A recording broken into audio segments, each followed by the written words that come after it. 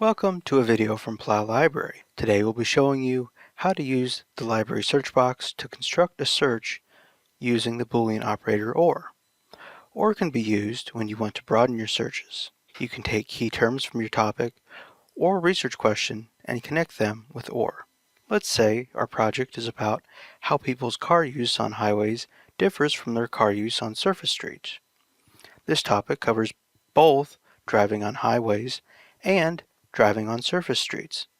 So, if we search for cars or highways, this would result in materials that cover cars, cover highways, and cover both cars and highways together. This Venn diagram illustrates how the cars circle and the highways circle overlap.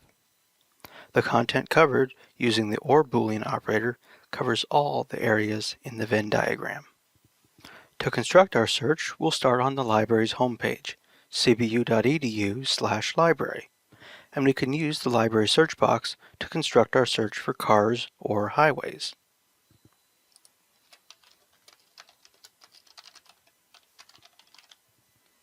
And note that we're capitalizing OR.